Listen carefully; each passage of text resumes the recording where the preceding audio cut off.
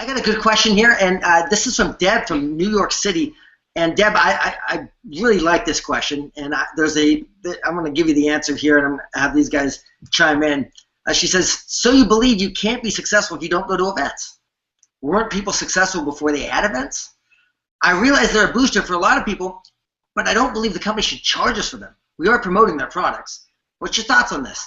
Deb, that's a brilliant question. It's that question I had in the beginning.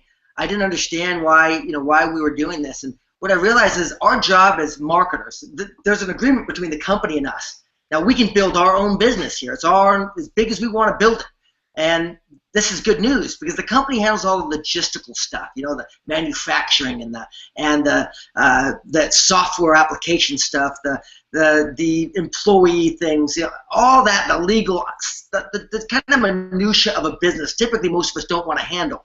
Our job is the fun part. It's the marketing. It's also where they're taking the revenue to pay us, where they'd have to traditionally spend in other links of distribution, as well as advertising, retail, real estate, all that other stuff.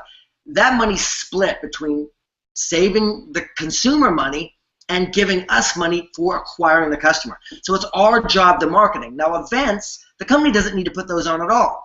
If they were to pay for them, they'd have to cut that part of the money out of the compensation plan, which I don't want because it's peanuts to go to an event in comparison to the money you and I receive in return for us building our own business. Even if it was $1,000 for a ticket, which it's not, it's like less than a couple $100. But even if it was $1,000, I'm just telling you, as someone who's been around a long time in this profession, it would be well worth every single penny because these events cost a lot of money. They're well in excess of $1 million.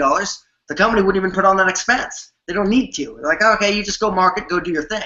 But what happens is when we get to this environment and we understand what we're doing at one of these events, then people's light bulbs turn on, they get on fire, they get it, and they go build a big business. So personally, and I know Zach, we're going to hear from Zach, Jordan, and Alan on this subject, I've made a fortune getting people to these events so they can see it the way I see it, they can feel about it the way I feel about it, and they can understand the mind of an entrepreneur.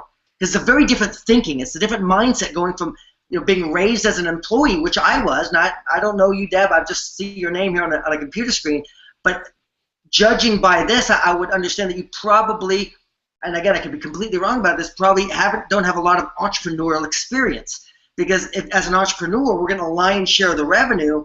60% plus goes to the field, of revenue, and we get that. And the company is gracious enough to put their money up front on these big conventions that we can all gather in as independents, and for just a fraction, for pennies really, relatively, we're able to attend and achieve and do all this great stuff, and they do all this recognition for not only you but for your team that you don't have to pay for, thank God, and we get all the benefit.